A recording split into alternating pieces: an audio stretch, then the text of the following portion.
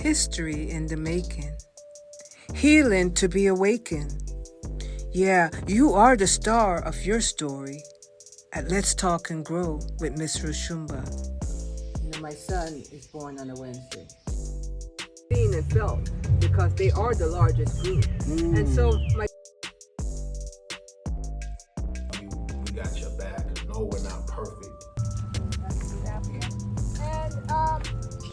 So now you know it's time to grow at Let's Talk and Grow with Miss Roshumba. Let the healing begin. Welcome back to part 2 with Mr. Karl Cashier. And the title of the show is, And It Is So, My Time to Tell It. Yes. I hope you had the opportunity to see part 1, because it's quite riveting. Because I have the star of the story right here. We are the star of our story. Yes. It's time for us to know the real. What we need to know to be better human beings for ourselves, our family, our community, and the world.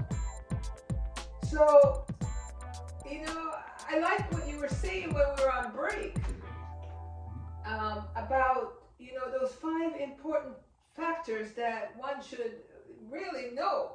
And you did say in part 1 that your main audience is the black male. Yes.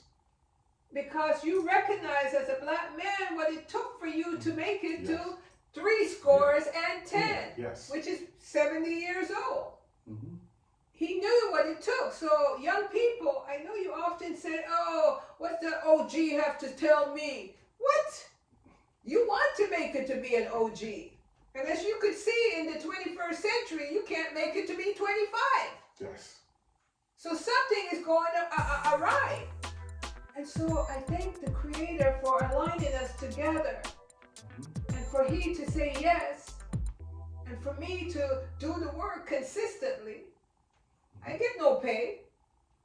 It's not about money always. It's about doing the right thing till I can't do it no more. Yes. Mr. Cashier is here too. So tell me the 5 important factors that you use to, you know, to align yourself with as you move through life. Again, for one, at this stage, I had to come to find my identity and what standard of what measuring stick am I using. Yes. And for me, from the rural South, where I got my identity at the early age before first grade in 1960, I started school. Grandma, auntie, the black church was the pillow of the community. Black church. The black church.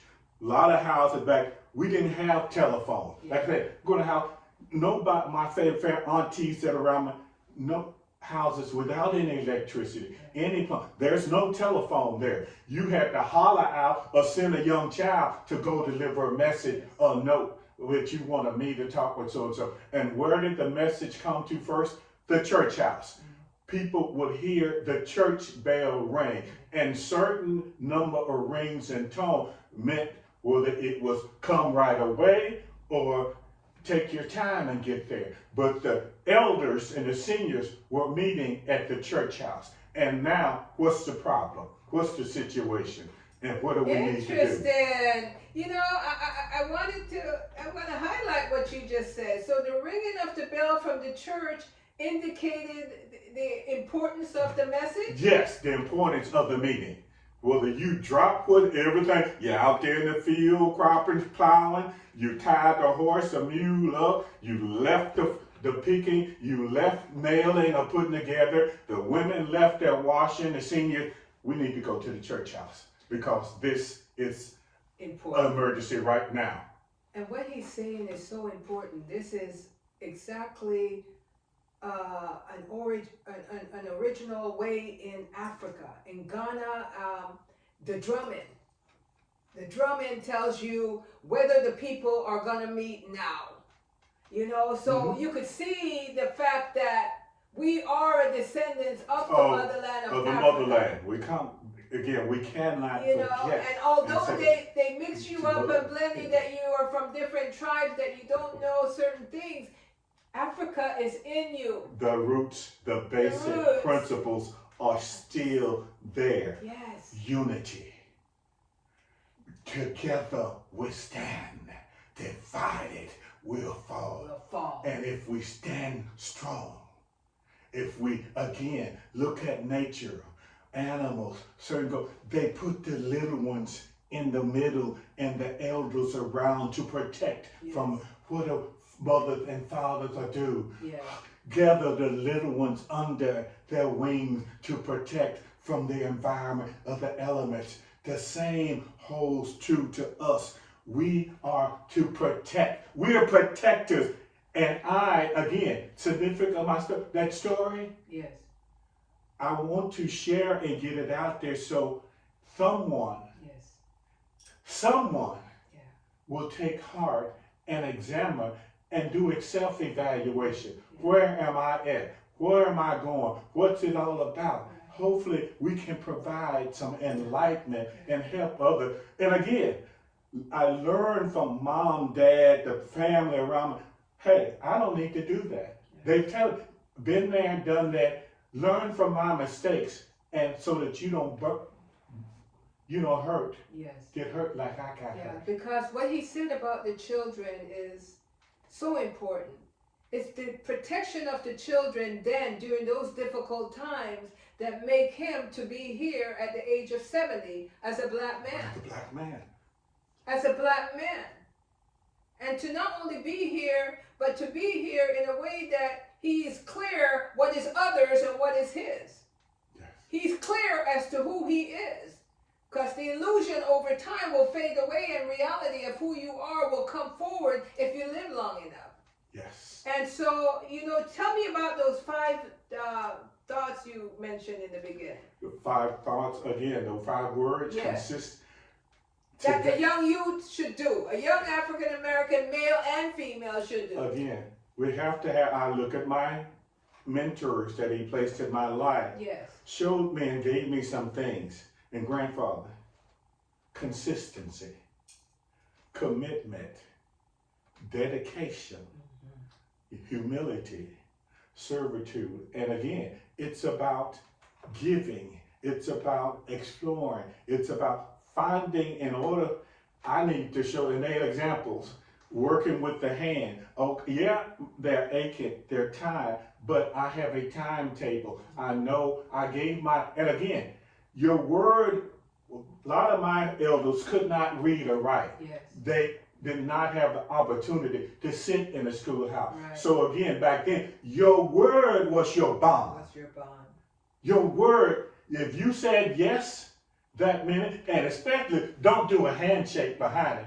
So when you tell Mr. Jones, I'm going to be there Saturday at 5 a.m. Yeah. That was it. Yeah. Come Saturday morning, 5 a.m. So only thing that it was severe sickness or death. Because he think, hey, so a child go and tell Mr. Johnson that here's what's going on. But again, as a matter of fact, I can't go, young junior, you and young go in my stead. I'm laid up. But I gave my word. Yes. And my word must be the bond. So you see, young people and older people, because if our young people don't know it, that means the older folks have forgotten it or just choose not to do it or enforce it. But we also are reminded that we're in a system that's working over time to make sure that we don't develop to the highest level of who we should be. And there are folks that have paid the price. And, what do you think the major distraction on the youths of today are? Is it the fancy thing, bling, bling? The major distraction we have today, again, electronics. We're living in an electronic world. And I see in the church and the community around it, a child, be boy or girl, not either Pampers, not 2 years old, but yet Sitting there doing that. they Googling, they got a Game Boy or a PlayStation that they take them, and that's all. We have lost the art of sensory, of reading each other, of general house. Yeah. I grew up in a house where supper time, meal time was family get together and meeting time and discussing. Yeah. How was your night? Did you sleep well? What's going again? The family. Set out a plan for the day. Certain things we need to get done. Yeah. And again, you shared. You looked each other in the eye. You learned how to be respectful and communicate. And again, And to connect with nature. yes, To be quiet. learn people today don't know how to communicate effectively. No. But here's what I would say. Like you say, the church was the pillar of Of that the time and the times going back to our enslavement. Favorite, yes. If it wasn't for the church to be the place of refuge, a place to go and cry together, Yeah, learn say together, together, strengthen and each other, straight. hey, we would have been lost. But this is the 21st century. The church has got to change. It's not the way it used to be. For us, we would want it to be what we was comfortable with in time. But for the young people, they say that doesn't work for them anymore. So what would you want the church to know if they're watching this? What would you want them to know that they need to shift themselves to be in line with where we are now in a new generation with all the other challenges pulling on them youth? For one, besides teaching, and again, I had to learn. We're attracted to the church because of we wanted to be saved, salvation. They were preaching fine. There's only two after. We're talking about the afterlife. Yes. Preparing us this life, preparing us for the afterlife.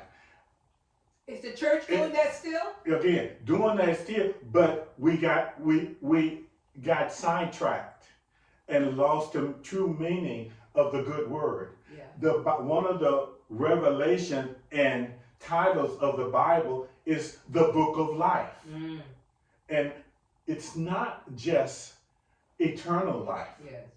It's, first of all, you have to know how this is our preparation and proving ground. How do I live down here Yes. before I go to the eternal life? This is our test, our proving ground. And if I don't know how to be a family down here, how am I going to be a family over there? Yeah. And again, the Bible, it's a book of life.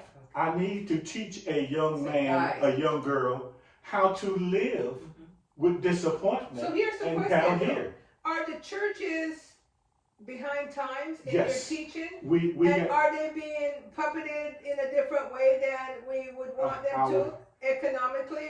Where are they getting their funds from? Are they getting, because there's not the large amount of audience as before, and if so, nonprofit is a play in what they're getting now. The churches, I wonder. I would say some churches, not all, but I would say again, we need to go back and again, let me teach you, okay, you're going to school, but let's match what you're learning, because some of the curriculums in our public school system today are atrocious. Oh, yeah, well, the school is. The school, atrocious. Yeah, we know and again, the schools and again, yeah. you see the church we're only about saving souls. And so, no, you're not. Then you have missed your opportunity. So you're saying they should be teaching the students that are struggling in the church. We should feeding the poor. We should in be the church. about life. How to live, how to be a family. If you're at odds with your mama or your dad at the house and their rules, the church should. It's the foundation. Not some counselor where you're going to pay thousands of dollars and they're only giving book knowledge after the church, the pillar of the community, where your elders and your cousins, your uncles and your auntie, someone there mentor back then, mentor and fellowship with. Take a young man. I'm gonna help you to become a man. Here is some things that you need to know and observe. So the effects of that church not being a pillar. something changed and shifted. We shifted. We lost our way. We lost our way. The leaders of the church of all have lost their way. They took what in exchange? Did they end up liking things over people, or were they bought out? Some of What us, happened? again, church still, like I said, we were more than about saving souls. Yeah. We were about making sure that mom, dad, or they had food on the table, a roof over their head. And I understand that, but you know what it used to be. But what shifted? Because if we don't know what went wrong, it's going to be hard for us to make the correction. We became a part, assimilated into the society. No, let the government take care. Government do welfare. Government do the aid. The government provide the food and assistance. So we gonna wipe our hands. We're not gonna be. And That's instead, the government. And instead, the church will be there now talking about just praise God, praising God, and coming here and not doing the work. But we're not. Okay. Grand lady live right next door. Weeds in the yard. They're grown higher than the window. And you could tell she's elderly. She can't do it. Back in our day, go get them push mowers and get them the weed whacker, the sling blade, because she can't. That's our responsibility. Folks, young people, elders, all of you that are listening, we sit back and we have too much time for technology. We have too much time to be going to the restaurants. We're spending too much time on frivolous stuff. You know, I wanted to touch... When our own family members are hurting. Isolated. Yeah. Can't get out, homebound. Usually come on. I'm a little child. We got to go see so-and-so. She's bedridden. She home about. Ladies, they go in the kitchen, they get the dusting, they get the mopping. Men, we repair the screen, we fix the doors, and it's we okay fix the if you're not getting paid to do it. This is part of That's the challenge. Everything has to be some fun. We are not in a financial sense, but we're getting paid. Emotionally. Hey, to do a good deed. Come on, we have to transition from monetary. I have an obligation. And I want to say, Mr. Cashier, I think that's where the church slipped off its focus, because it became, if we're not getting the biggest money to get the biggest building, to get the biggest pay for the ministers, then we're not in line with telling the story.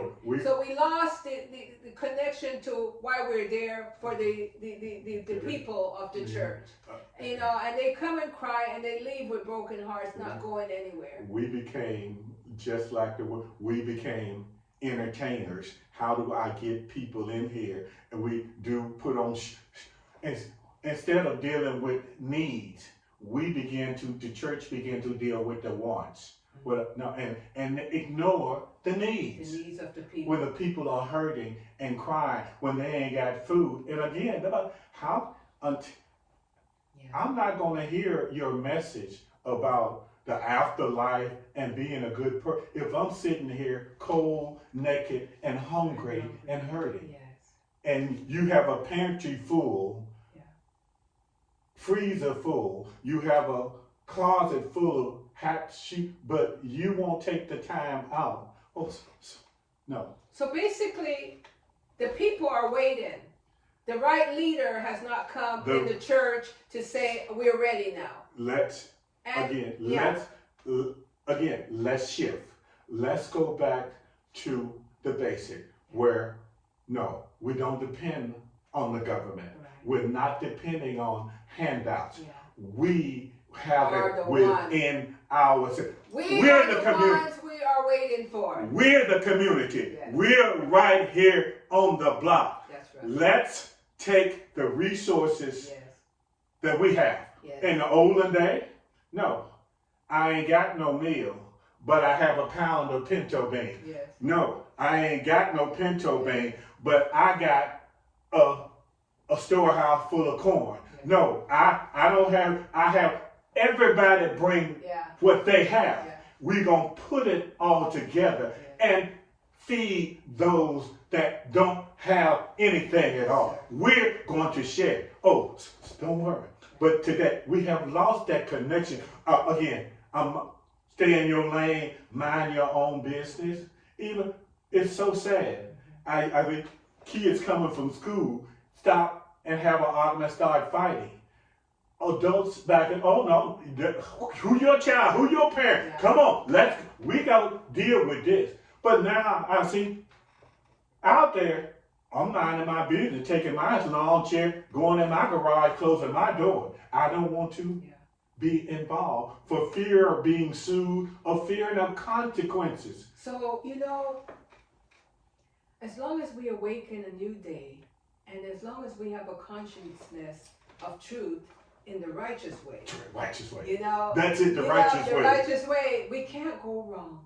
Because when you align yourself with what you need to do for the whole, because it's not just our community will benefit, but the community of the world will benefit. Because when your children are out there looking good, healthy, doing things that's right, everybody could be, feel comfortable and safe. So we could stay on that longer, which, like I say, this should be a class all year long. But I think we're looking at the minister that maybe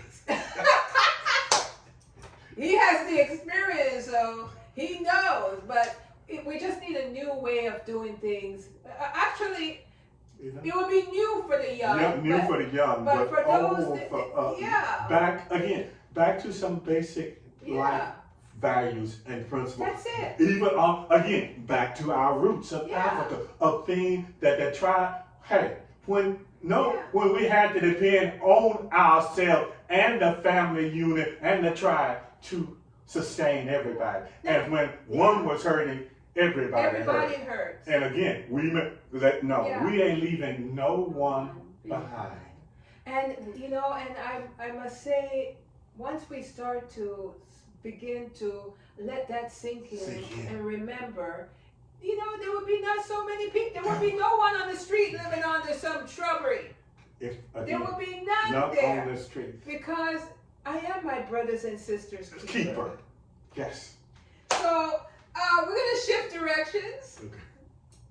If I want people, if you're not getting this in the church, you need to ask for it, or you need to be it. Okay. You see? So first I want to connect with the fact that you were a military individual. You served this country. I served, and again, I took in 1972. I graduated from a Eudora public school system. I took the SATs for college, go over to Monticello, which is the closest University, Auxiliary University of Arkansas. I took the SATs, but I observed all my peers before me, how they would go off to school and wind up dropping out and being on the corner, just hanging out, or back out there in the fields, sharecropping, but to no avail.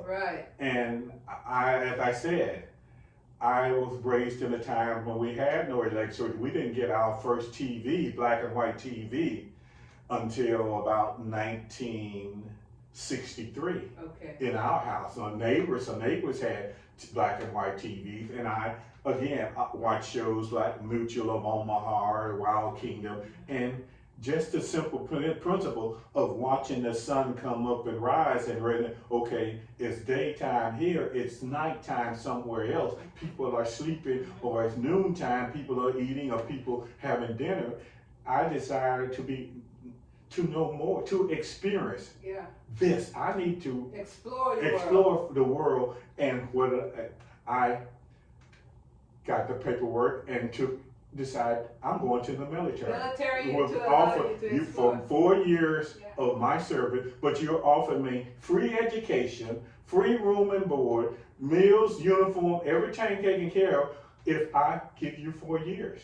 To me, it was well worth it. The rural life, I realized before I school, this country life is not for me. Yes. I'm not, my hands are not meant for that manual labor Yeah. 24/7. I Right. cannot, I need to, and the military was my opportunity Look at that. to To do become, that. to go. And you went into what? I went into the United States Air Force. Air Force. And I did 12 and a half Yes. years. And looking back, would I had to do it all of? Yes, I would. And I just want to pause there and say to you, first of all, the highest honor you could serve to a country is to join the military. Yes.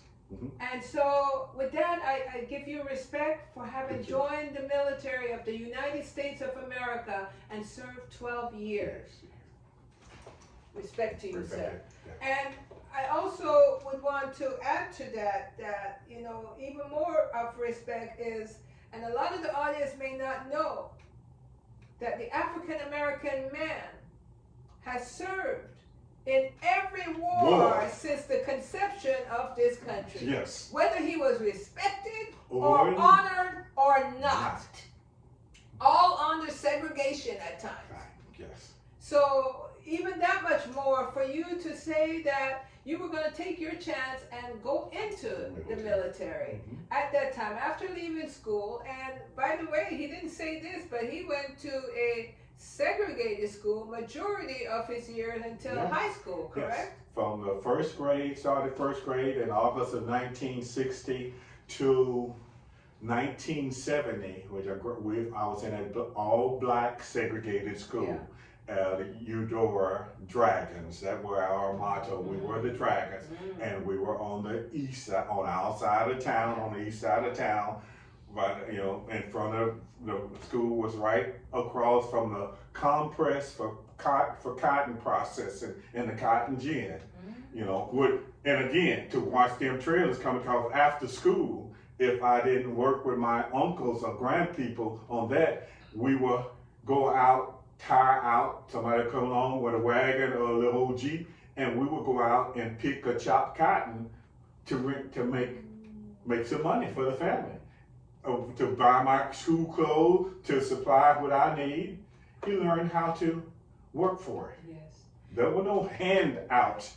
So you see, what he's talking about is a we community, not a me. No, it's You know, today's young people and even the family encourage them to go out and go and explore and make it for you.